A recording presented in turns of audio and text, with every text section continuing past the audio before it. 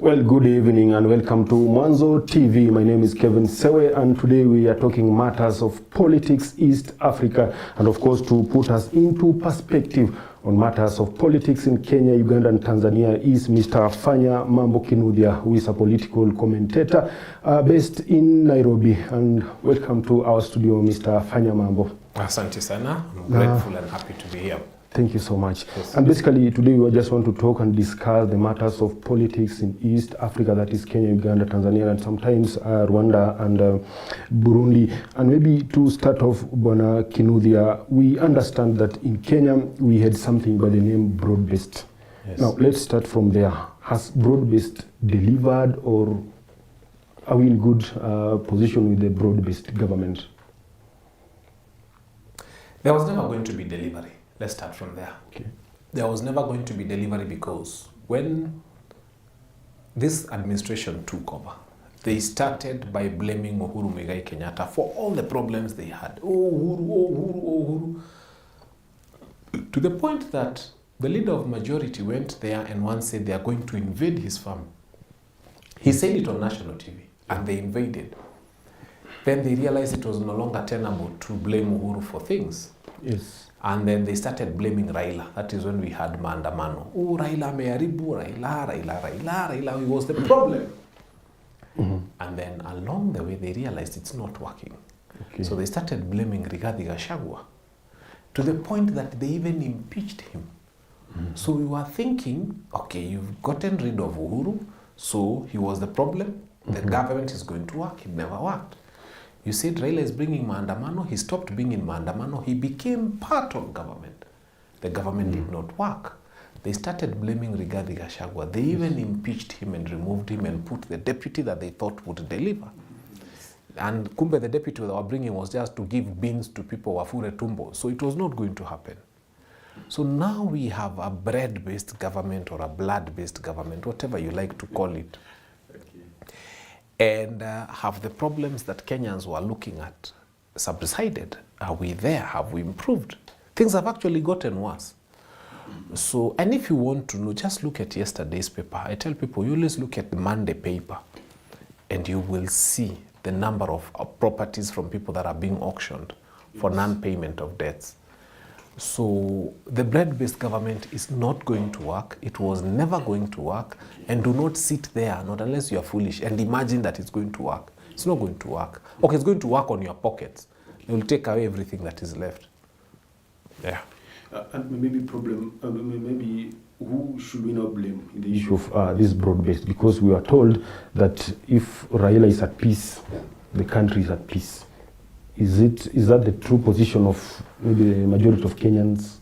Well, the country is not at peace. I mean, we've had serious maandamanos when Raila Amolo Odinga is still part of this administration. Okay. And Kenyans have expressed their anger at how this administration has been doing its things. So who is to blame? First, the voter. I mean, we vote. Why did people vote for this administration to start with anyway? So Kenyans put themselves there. So they are the two people to blame, number one. But number two, and most importantly, it's the head of state. The buck stops with him. He's all over the world, going in expensive jets. I hear he was in Ethiopia. Look at how much it cost if you looked at the Standard newspaper on Tuesday and even Wednesday today. It's all about a lavish lifestyle of a president who is borrowing and begging money left, right, and center to waste on things that are useless for this nation and on trips that do not benefit us. One of the things he had gone to see in Ethiopia was the launch of the dam, the big dam. And why are we going to see Ethiopia launch a dam when we had Aror and Kimwarer that we never launched? We stole our own money for our own dams. And then now we are paying an expensive trip for the head of state to go and see Ethiopians launching their own dam. This is where the problem is as a state. Okay. Yeah. There's something to talk about the issue of maandamano, protests, and many other stuff. And during this maandamano, many people died, many people were injured, many people they were left, maybe we can say, homeless. And we've seen there's a committee that has been formed. This committee, from what we've seen, especially from the online stuff, we've seen a lot of backlash. from this committee of victims compensation. Are we seeing this committee going to do something out of the mandate that they have been given? No. Why? You see, first I fault Professor Makau Mutua thoroughly. Okay. When he was in the US, somebody should have told him that Kenyan lawyers had not stopped thinking. In the year 2014, and this you will hear for the first time from me, because I have not had any lawyer speak about this. Yes. In the year 2014, we created the Victim Compensation Act of Act number 17 of the year 2014, complete with a Victims Compensation Board. It exists. It is there. And it was created first to help anybody who has faced victimization or state oppression or all sorts of such things, including murder by the state, so that there's a comprehensive compensation mechanism for these people. And one of the things was reparation, restitution, actually restitution non ante, back to the position you were at the time when these things happened to you. Let me interest you. Yes. That act is so comprehensive. It covers everything you can sit and imagine about compensation of people who have died, who've been beaten, whose businesses have been looted, and everything. But why President Ruto created this particular committee is not so that they can compensate people. It's so that they can avoid using the constitutionally provided avenue, the Act of Parliament, for one reason. One of the things that that act provides for is that if you today were to go to court, the court can actually pronounce that the perpetrator pays you from their own pocket. Now think about it this way. The state goes on a mass killing spree. They spray bullets on Gen Zs carelessly and generously, like they were giving us queen cakes. They spill the brains of young people on tarmac. And then they come back to us. Remember, they were using our tear gas, our bullets, our canisters, our policemen, and our taxpayers' money to pay allowances to policemen to beat us and kill us on our streets. And then once they are done doing that, so that they can pass a bill that allows them to make life expensive for us. Okay? And then after that, the reward they want to give us is now they want to go back to our own coffers and take our money and compensate the people they killed using our money. Once they compensate the people they killed using our money, they want us to clap for them and say, oh, you have compensated victims. I think the twin question is this. Before you speak about somebody's child that you killed, that you want to compensate, who was this moron on this side of the gun pulling the trigger and killing that person? Who was this moron? And why are we not addressing this moron? Why are we not having a conversation about the person who killed the person that we wish to compensate? If we are going to discuss compensation, let us have justice and then compensation. We can't have compensation without justice. You get what I mean? Yes. Because then, unfortunately, yesterday we lost an advocate.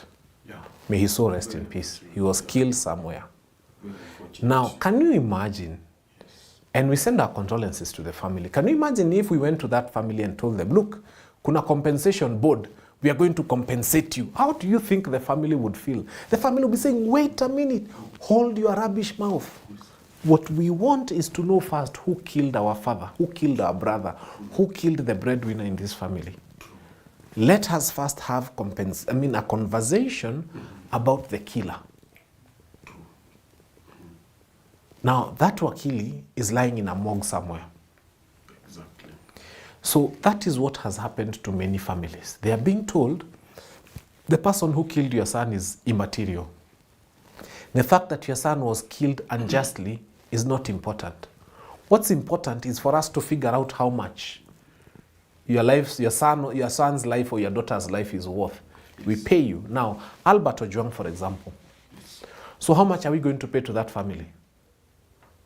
For taking their child, yes, taking them to a police cell, killing them the way he was killed, taking the family through such a painful experience. Yes. How much is... then the other question comes here. People just think it's about death. Politicians that are known to you and to very many Kenyans mobilized goons. Yes. They actually provided security for those goons. And they worked hand in hand with police. And they broke into shops and they stole. And their images are all over the internet. Nobody wants to have a conversation about this criminal element who put the goons together to steal people's shops. The conversation they want to have, yes, is now the demonstrators who were demonstrating against a bad administration to be taxed, and then their money is used to compensate the shop owner for things that were stolen by goons who were mobilized by a politician who is known. Okay. Now tell me, in every sector where common sense has been used, are we using common sense or nonsense? So we cannot allow ourselves to get to that angle. We are not saying compensation is bad. What we are saying is before you compensate, let us have a conversation about justice. And Mr. Fanya Mambo, you remember the issue of protests and many other stuff when our young boys and women were being arrested and many other people killed and many other stuff. There was two organizations who were in the center of these issues. That is LSK, probably, and maybe Amnesty International. Now we are here, we are seeing the LSK leadership, or rather the LSK president, that is Faith Odhiambo, now is in this issue deep inside. So how will she balance the issue of defending the people and also being the panel of conversation? Can I tell you something very personal? Something very personal. Yes. Faith Odhiambo was my classmate at Catholic University. Wow. My first 2 years of law I did at Catholic University before I would go to Dar es Salaam. Yes. And so Faith ni mtu nilikuwa naomba bairo. Ni mtu tulikuwa tuna share notes, okay, taught, contract. Yes. So I hold her in very high esteem, yes, as a person. Faith has had a beautiful heart. Through and through, and I'm not saying this because she was my classmate, but because it is true. And as fate would have it, we find each other in church, and she's a Sunday school teacher, and she's teaching one of my kids at Sunday school. When I decided to enroll for my master's at the University of Nairobi, yes, Faith was working at the University of Nairobi. So when I'm sitting to be invigilated, one of the persons passing me my papers is Faith Odhiambo. So it's a person I know on a very personal level, more than many other people who are yapping out there. Okay. And even in her journey to become president of the society, we really supported her in our prayers in any other way that we would have been able to. Okay. Now, all I would like to tell you is this. Faith, when two people work together, and you're my friend, I know you're watching, one of them must change their walking style to suit the other one.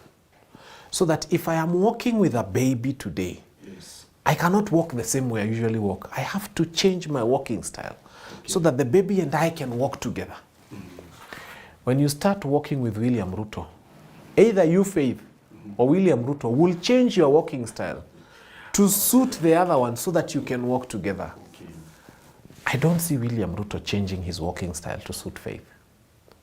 It might be required of her that she changes her walking style to suit William Ruto. And I'm deeply worried that a soul so beautiful might change her ways that we have known to be good ways to suit the walking style of a president that we have known to be otherwise. Okay. So maybe probably if you could be in a position to advise, maybe what would you say? Faith, now that you're in, stand your ground. Okay. Be there, and when they are about to do something that is anti-wananchi, say no. Okay. Let it be said that she was on the inside and she said no from the inside. Okay. And let it always be recorded. Sometimes we have judgments that are made by a panel of 3, 4, 5 judges. Yes. And there's always a judge with a dissenting opinion. That's true. Be the dissenting opinion on matters that are not good for Kenyans. But again, you're the president of the Law Society of Kenya. You should have advised them that we have a victims compensation board duly established by statute. That would have been the right space within which to conduct this. And ask yourself, together with others, someone loses a hand in a demonstration. And for the lack of a better example, another man loses at one testicle. How do you calculate how much you're going to compensate for the lost testicle? Actually, my next question would be some of the criteria which is the standard criteria that is normally used when it comes to compensation. Some of the standard. The Victims Compensation Act, yes, number 17 of 2014, yes, was explicitly clear on how this needs to go, and it actually needs to go through a court of law. In fact, it creates even a panel. The leader of this panel or the board is the Attorney General, as represented therein by the Solicitor General. And then there is a representative from the Ministry of Interior. There is a representative from the Police Department. There is a representative from the Office of the Director of Public Prosecution. There are 2 representatives from the civil society. It is a very well constituted board. Literally speaking, it has everything it needs. All it needed was allocation of resources and the mandate and the powers to continue doing what it was established anyway by statute in 2014 to do. So 11 years later, you come and rubbish it and create something else that is not founded on law. And I'm glad the courts have stopped that nonsense in its tracks. Yes. So maybe something small before we go now to other things to do with the election in Tanzania and Uganda. Basically, there's an issue of by-election coming in Kenya, several by-election. Today I've seen former Deputy President Rigathi Gachagua issue some updates. So I don't know, probably, what does this by-election means in Kenya? Because I know we have an election in 2027. By-elections means respect for the Constitution. The Constitution provides that there shall be 290 elected members of Parliament, yes, and about 1,458 members of the County Assembly duly elected. In the unfortunate event that we lose one to death, like we have lost a few, yes, then by-elections must be held to fill in those gaps so that we do not have taxation, and it is really high under this administration. We do not have taxation without representation. So the by-elections are coming in to fill in a constitutional obligation on the part of IEBC and the state to see to it that every region of this country is represented. And I did watch the press conference by His Excellency, the former Deputy President, Rigathi Gachagua, where they have declared support in some places for their DP candidate and so on and so forth. To me, it's an indicator towards a united opposition working together as opposed to fighting one another. So we wish them well. I mean, we want the will of the people. And also it's a litmus test for IEBC. They are fresh, they are new. It's their first one. It's also a litmus test to see how credible sort of by-elections can they hold before we can trust them with the main elections, which is good. Even before World Cup, we usually have pre-World Cup matches just to see the level of preparedness. So this is a good one. Can it also act like a precursor, maybe a test of your popularity or something? Yes, like yes, yes. By-elections will show us a strong indicator too. You know, people wanasema ground inasema. Now having a by-election and having people vote in it is a strong indicator as to, you know, you can have an opinion poll. You know, you can hire anybody, even a moron, to do an opinion poll for you and to say you're the most popular because you're giving people beans. But now when you go to a by-election, the by-election is an actual ballot cast by an actual voter in that area telling you where his heart is or where her heart is. Yeah. Basically, you're talking about the issue of election, and you remember in Tanzania, there's election next month. They're electing, okay, it's a general election, yes, and probably we have been told, or rather we've seen, there's some parties that have been disqualified, some people are in jail. What can you say about that? Tanzania is a classic example of how not to do elections in the world. Tanzania is not a useless model. It can be used as a teaching model on how not to urinate on democracy. Because what they are doing now is that they're urinating on democracy and saying it's raining. You cannot have your strongest opponents put in jail and then purport to want to have and to hold an election. Tanzania is not having an election, it's having a selection of CCM back into power. And there is nothing as ugly as being a president who knows that the people rejected you, but you still impose yourself on them. Tanzania is a beautiful country. I studied there. I have a lot of appreciation for the people who are Tanzanians. But CCM is a terrible outfit that terrorizes its own people and pretends to be having democracy, but it's not democracy. So the people of Tanzania, beautiful people, beautiful souls, wonderful people. They mean well for their country. The only problem that Tanzania has, and I say it without fear, is this outfit called CCM. Okay. It is too much. It hasn't allowed people to breathe. It hasn't allowed democracy. And if you want to know, have you noticed that the opposition leaders come from Dar es Salaam, Mwanza, and the bulk of those areas where people are very well educated? Okay. Alafu in Tanzania, there's this place we call watu wa mikoani. Unfortunately, those ones have not been able to elect anything else other than CCM. Okay. So let them allow themselves to empower their people through education and to respect the decision of the people of Tanzania. And that's a beautiful place to be. And we are still talking about the issue of Tanzania, and just like you've said, we have an opposition leader in jail. The second political party, maybe in terms of numbers and many other stuff, by the name ACT Wazalendo, also their presidential candidate has been disqualified, but there's some cases in court. Now, the issue of Lissu, is it a political battle or is it a legal battle in court? It's a political battle in court. Yes. Tundu Lissu is in the wrong court. Unajua fisi akiwa jaji, kondoo hana haki. I don't know what justice Tundu Lissu wants to get from the Tanzanian courts. Yes. But it is okay for him to be there because it is a registration of his displeasure at how they are running things. But Tanzania has a long way to go in terms of being able to do the right things for its own people and to respect democracy and to understand that CCM is not God. Okay. Yeah. The same issue we are seeing in Uganda. Are we also likely to see a fair and credible election? That is, probably they're doing election next year.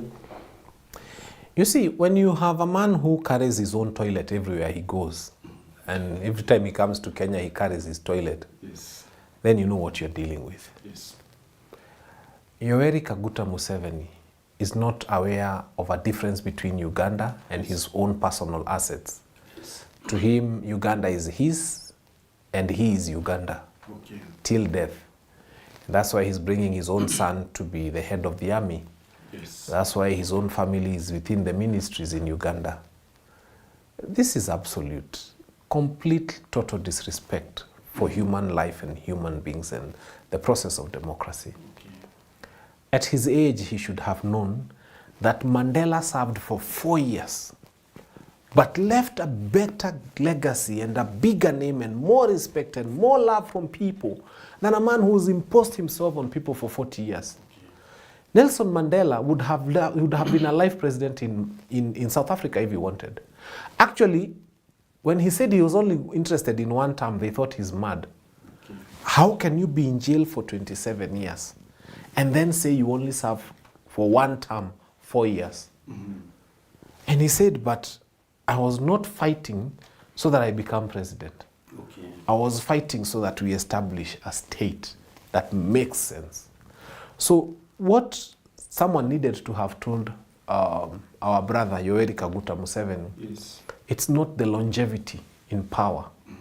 No, it's how you leave people feeling. Mandela was there for 4 years, But I can tell you, he will be remembered centuries and centuries after Museveni is forgotten.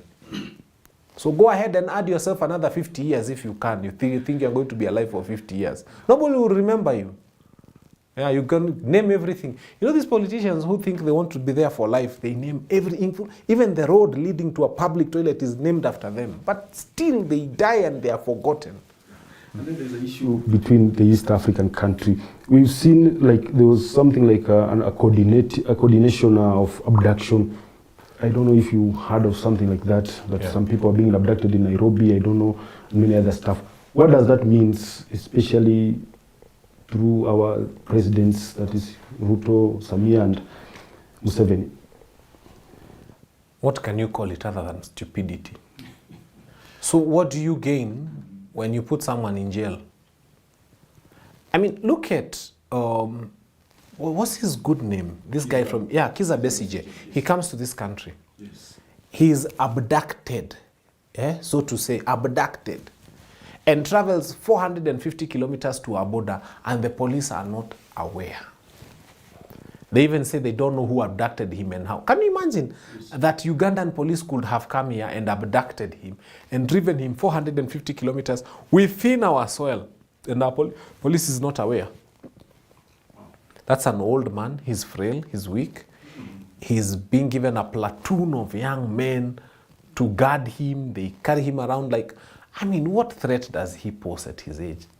You are even causing a curse upon those young people who are surrounding him and manning him, because what harm is he to the nation?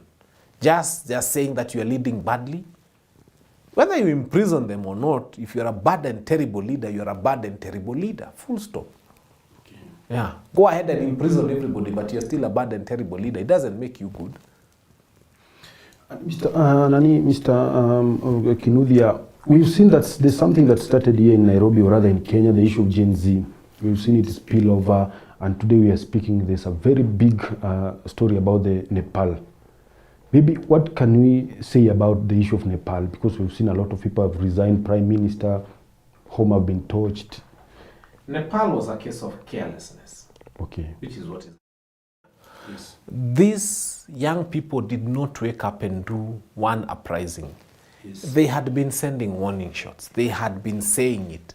But the leadership kept being more and more abrasive. Like in Kenya, for example. Yes. When we were demonstrating in 2024, one of the things we were fighting against was the expensive trips by our head of state all over the world. He's back. Oh, the jet from France is back. And all of a sudden, a nation that can't feed its own children, can't pay for capitation to school, is able to afford millions of shillings per hour to hire a billionaire's jet to go to Ethiopia. So when Kenyans start seeing such things, and they go to the streets, you start calling them criminals. Now, who is a criminal? The person who carries a stone to parliament and says our money is being misused, or the person who hires a jet worth billions of shillings and spends a lot of our money on travel. Who is the criminal in the country?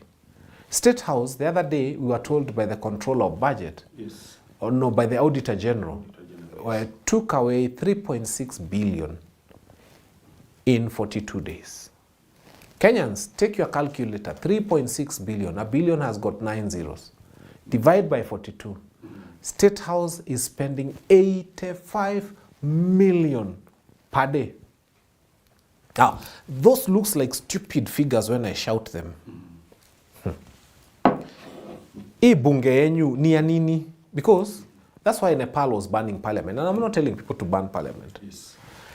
Are you aware that 290 parliamentarians sat to approve 12 billion shillings for State House expenditure?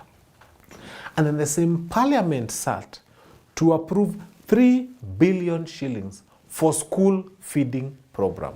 Now, hold it right there. There is a loss-making outfit called State House, because we only get losses from State House. We are yet to see cost-benefit analysis, but it's a loss-making outfit. Okay. 3.6 billion for them to spend in 42 days. And then 3 billion for 10 million children to eat in 1 year. Now show me where the common sense is. You keep saying Fanya Mambo anapiga. No, mimi hakuna mtu nimepiga. Kama nimedanganyana, I am ready to take responsibility. The budgets from parliament are clear. 3 billion allocated in 1 year to feed 10 million children. Okay, take 3 billion, divide by 10 million. Anybody who has a calculator, and then once you do your maths, we did it all the way to 1 day. We found that they are allocating 1 shilling per child per day for a meal. Yeah, that's one. And thus we are counting with 300 days, not even 360. Okay, counting at 365, you will cry it here, Unicents. Yes. So when did Kenyan children start eating a shilling per child per day? And then State House, 85 million per day. Now, once we start making sense of those figures, then you can tell me whether I'm fighting government or I'm just speaking common sense into institutions that otherwise have lost it. That also brings me to the question about the issue of the credibility of the current parliament and, of course, the conduct of the speaker. People are saying that Mr. Wetangula is a below average speaker. Is that the true position?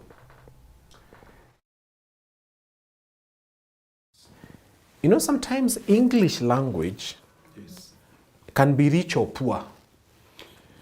English language, to this extent, has become extremely poor and bereft of words that we can use to describe exactly what Wetangula is as a speaker. Yes. So when we say below average, it's because after searching and searching, we lacked words to describe how grossly inefficient he is. So below average is an understatement, but it's because English as the language did not have a word stronger than below average. Okay. Otherwise, if it were there, believe you me, that's what would have applied. Okay.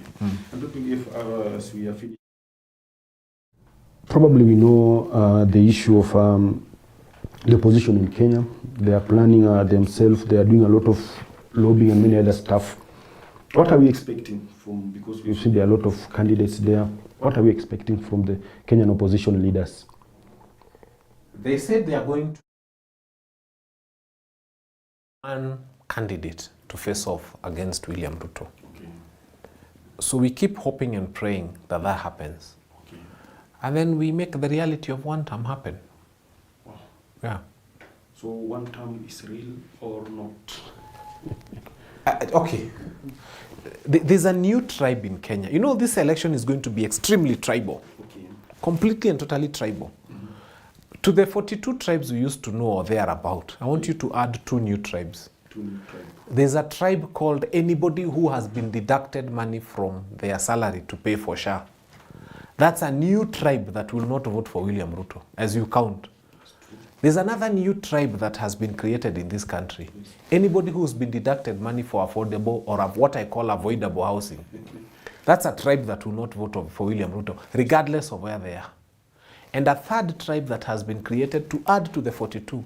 Anybody who was given that fertilizer that had got donkey feces and gravel, that is a new tribe that will not vote for. So as we go tribal, the tribes that we knew that will vote on tribal lines, now 3 more tribes have been created. And of course the 4th tribe is a tribe that exists somewhere in Mandera that has seen foreign forces come and occupy their land and turn the schools of their children into training camps, and the government pretends not to have an idea or to know that we have foreigners in this country. Oh, it is convenient for them to forget about it. That's another new tribe. In fact, you remind me something about the issue of the Jubaland forces. You know, I've never heard of some forces in another country and the mother country is silent. I don't know, what does that mean? Because they occupied the wrong county. I wish they were in Nairobi. Somewhere near State House. They turned State House girls into their attorney. That thing would have been dealt with same day. The problem is that where they are located, it's not affecting the flight that is going towards Ethiopia. It's not affecting his flights to Dubai. It's not affecting his flights to the US. They just occupied the wrong county. If I was advising Jubaland, I would have told them, you give them a pin location to State House. And you tell them, if you don't have to occupy a school in Mandera, come and occupy State House, a school near there, one of those schools. Then let's see, or St. George's, let's see whether that will be allowed to happen. Yeah. That's the accurate test. Okay. Now, maybe what should be done now, because they are here? Will we leave them stay in Mandera, or what will be the next course? Just remove this administration from power through the ballot. There's nothing else. I mean, why are we telling a state that has the monopoly of violence that we have foreigners in our country? I mean, I told you, it doesn't matter. If try sasa sisi wa Kenya, tuende to occupy shule yoyote leo, muone vile mtafurushwa na GSU. But wale wana occupy shule, nothing happens. It just tells you this government doesn't care. I have tried to understand. Let me tell you, and maybe this should be the last thing I say. Science needs to discover a new machine. And this new machine is going to be called a brain extrication machine. Then they need to discover a chamber. And this chamber is going to be called a knowledge storage chamber. And then what we need to do is, when this administration does some things, you come as Fanya Mambo and you tell them, can you use the extrication device and remove everything I studied after standard 4? Munatoa. Then go and store it in a chamber. Now I'm left with my brains at standard 4. Now I'm capable and competent of answering the Kenya Kwanza administration on the same level. Because that's the only time now, if we reduce what you know to grade 4, then now you are in a position to answer them. And then after you're done answering this Kenya Kwanza, you go back and you sit down and they return your brains back. Everything that they had taken away. It is the only way. Because some of this thinking is way too low for us to be able. I sometimes struggle. I sit and I have to think for 15 minutes. Not because what I want to say, but it's because what I'm thinking is too complex. You try to synthesize this and simplify it, it still doesn't work. So we have an administration whose level of thinking is unbelievable. And if you want to know that, your president is in Ethiopia now.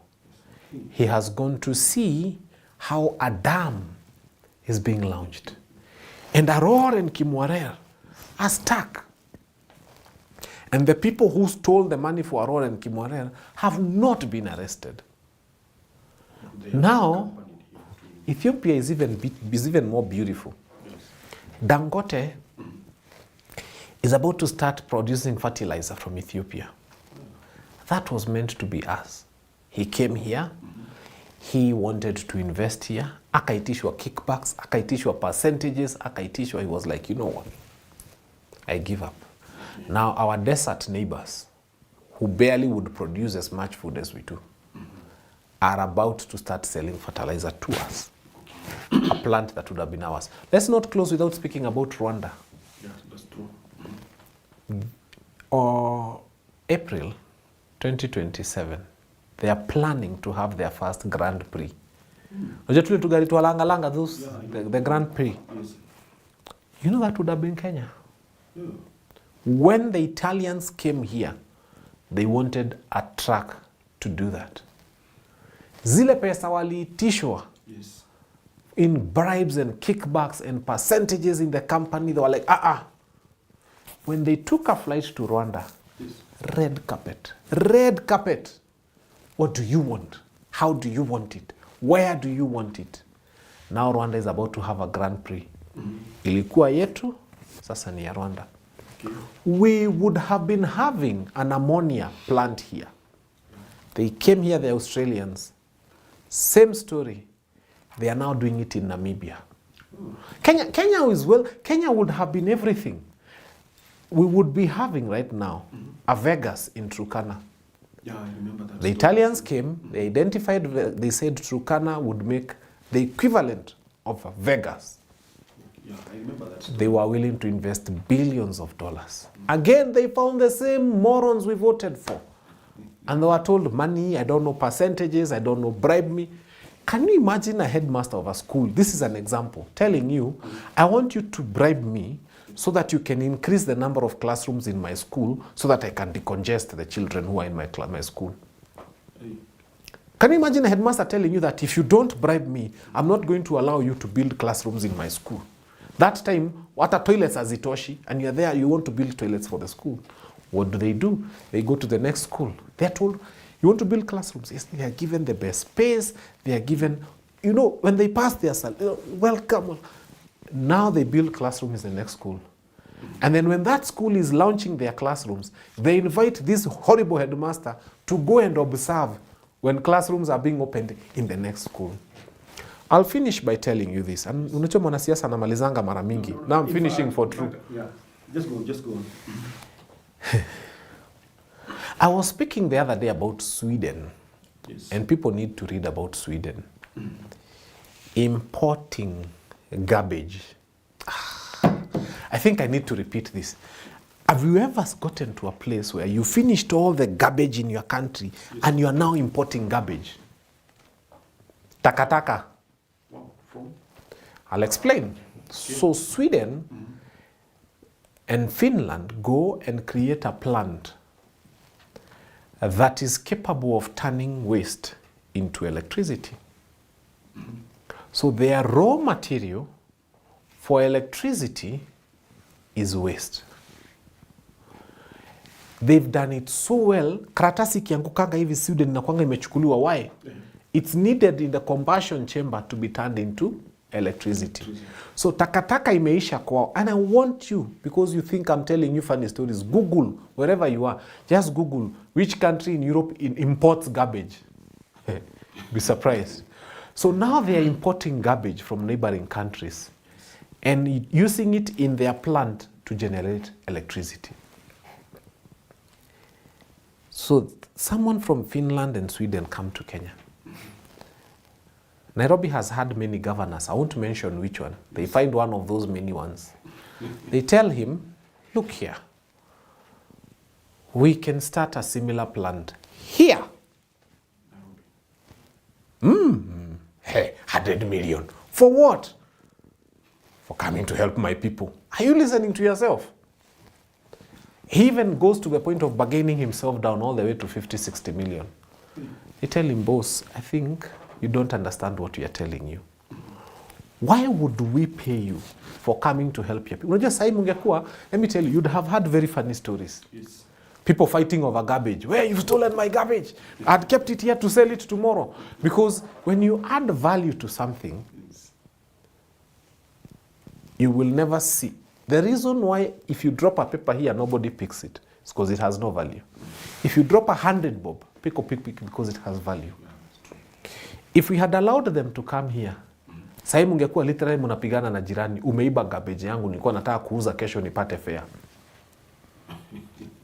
And for you to understand how serious it is, when you finish all the garbage in your country, jumumeichoma yote, turned it into electricity, you'd have to start sweet talking, Rwanda, please, sell us some of your garbage. Tanzania, we want to buy takataka. Those things, that's where Kenya would have been. And I'm not telling you stories of Upuzi, it is the truth. Yeah. I will actually follow up. They visited Rwanda after frustrations. Rwanda, as usual, red carpet. You said what? What about garbage? How? How much garbage do you need? Conversations are going on as we speak. Okay. Very soon, if they accept, Rwanda might, I'm saying if they accept, yes, Rwanda might start buying garbage from us. Because that's the raw material for producing electricity. And then the foolish ass will start importing electricity from Rwanda. When you vote common sense into leadership, yes, then you have a country. Garbage in, garbage out. Continue voting for garbage. And then asking yourselves why Kenya is not going anywhere. Munataka 2027, si muende mpange line, muchague garbage, muone what will happen to your lives. You know me, I speak to the voter directly and I tell them, you have a chance in 2027 to rectify the mistakes you made. Do a list of the 290 constituencies. Yes. Hapana ni 289. Dagoretti South nimechukua. And ask yourselves, who are we voting for? And a serious conversation about it. Hii ujinga ya chama, wave, nini, Raila mtu boss, this is our country now. Let us be so serious in 2027 that we shall vote and go home knowing that we've elected common sense into leadership.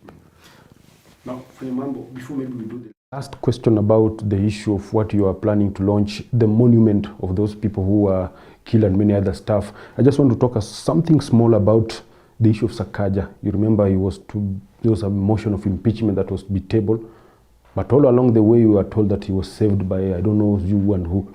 Was that viable? Or don't be afraid to say who and who. The Daily Nation had it on the front page, said Raila moves in to save Sakaja. I think the problem we have is the county assembly. We cannot keep talking of democracy and then stifling democracy. The county assembly is an independent institution. It should have been allowed to carry on with its motion, to prosecute its motion on its own floor, and to vote, because that is their responsibility. So it tells us, why do we vote for MCAs if one person can decide what can happen at a whole county assembly? Then why don't we decide that we have voted for 2 super MCAs, one Ruto, one Raila, because they made decisions for all MCAs. Then we say we don't need MCAs. If people who don't sit at the Nairobi City County Assembly can decide what will happen on behalf of all MCAs, then we don't need MCAs. It was an indication that we don't need them. I think we should have allowed them to go on with the process. If then it would have come to Senate and listen to the motion on its merits or lack thereof. And then let Senate make a decision. That is the independence of institutions. What they did was a serious affront to the institutions as have been envisioned and created by our Constitution of Kenya 2010. Okay. You can talk something about the monument. Oh, great. Yeah. Now, for the longest time, young people have been agonizing about what is not happening. And we said for the first time we want to organize around what we want instead of agonizing. And so yours truly, Fanya Mambo Kinuthia, came up with an idea of us as young people creating a monument. And that monument becomes a monument for young people who died. If you've been to Bomb Blast site, you know that the names of everybody who died there are inscribed on some place. So the idea was we get space either at Uhuru Gardens or Uhuru Park or wherever, young people will decide. Put our monies together. Kila mtu atoe 50 bob, 100, whatever. Put it together and have transparency and accountability mechanisms. Build a monument. Make sure, number one, from design. In fact, we have created a website. We even have a pay bill number. The idea of the website was every young person who feels they can design a monument, go back home, join the competition. You only pay 200 bob to be registered to compete and design the monument that you think is fit for young people. And the winner of that competition gets 200,000. The second best gets 100, and the third best gets 50,000. So you go to the website, you log in, and then once you log into the website, you register, you start designing a website, a monument, and then you upload the designs. And then we were planning to have a very open and transparent voting system where young people vote for the best monument. After voting is done, young people choose, we've come up with a system to choose a young quantity surveyor, a young structural engineer, a young engineer, a young contractor, a young everything. So that this monument from inception, contribution, design, implementation, and launch is young people. And actually our plan was on the day of the launch, the people who will cut the ribbon for the monument must be the parents who lost their young ones during the Gen Z protests. not politicians. So my idea was, still is, and continues to be, we registered a company limited, Gen Z Monument Solutions Limited, and we have a website in the same name, Gen Z Monument Solutions, Generations Monument Solutions, and all this information is there. In terms of accountability, we said, this will be the first fundraising mechanism where every Friday at noon, we post our bank statement on the website. Raw from the bank to the website. From the bank to the website. We held a press conference about it. It was not very well aired right now, but I believe after this, people will get to have a hang of what the concept is. Yes. But in summary, get young people to rally behind one idea, something we can do and show the nation this is what we are doing. So that we don't, you see, like when Rex Masai died, and Erickson and a few others, young people usually go to their graves and throw flowers, which wither after a few days. Going to Machakos every year is not sustainable. But having a monument at Uhuru Gardens with the names of every young person who either died or was maimed in this fight or is still missing, all their names there. And then getting young people to be the ones to contribute, to be the ones to design it, to be the ones to vote for the best design, to be the ones to say this is the one we want to build, and then to be the ones who will produce the architect, the civil engineer, the quantity surveyor, you know, to have young people for the first time getting into a contribution of the kind of that you see the bank statement every Friday posted for you. That's the idea we've always had. It is there, the website is there, the pay bill is there. It's just that the information, we haven't gotten it out to Kenyans out there. And of course, even to bolster the secretariat, we wanted to bring all young people together and to have a bigger secretariat. Because even choosing who has won is a process. And we want it transparent and to happen online. So I'm challenging young people that I want us to join hands again in this idea. It's an idea we can do and do very well. Get young people. Let us have a monument in honor of every little blood and every much blood that we have shed, and tell this government in their face, Dedan Kimathi lost one life. He has a monument to himself. Exactly. Tom Mboya lost one life. He has a monument to himself. All the other people lost one singular life. Our young people have also lost lives, and there's no life that is more life than the other life. So having them share one monument is not too much to ask for from a nation. Probably you have something like a timeline or something. The idea is this: when we start immediately, and start competition. Yes. Our plan was to have a 21-day competition, where people have 21 days to both contribute and at the same time start designing. Our plan is immediately the designs are up and we can see them, we go to a public place like KICC and we have an official awarding of the best designs. And so my prayer is, as soon as this information gets out there, that every young person begins to share on their social media spaces. And for us to say, look here, I think this is a noble idea. Let us join forces, let us join hands, let us do it. And we execute. And then we can tell the nation, you guys said that we always agonize. Now we have organized. And this is it. Are you still vying? Yes, I am vying. MP, Dagoretti South. And I have listened to my people very much, and they keep encouraging me and telling me, even in your own studios, I found someone who believes in my ideologies, and they said, Fanya Mambo, we want to vote for you. Go and serve us. We need these brains in Parliament. And I usually tell them with a lot of humility, God just chose to use me as a voice. And I hope to continue to be faithful to our people now and even after elections. So yes, I'm offering myself, and it's now going to be the decision of the people of Dagoretti South. Yeah. Thank you so much. Welcome. And I hope probably when you will be launching your monument, or rather the monument of the people, probably you'll invite us and many other people. My prayer is that help me air that, and I'll also be happy to air the same. And then we see how people will receive it. I mean, it's their monument. Yes. I would be happy if they said yes. I would be sad if they said no. But it's a monument we can't force on them. Yeah. Now that brings us to the end of this conversation today. My name is Kevin Sewe, and of course this conversation still continue in our online platform. My name is Kevin Sewe. Until next time, goodbye.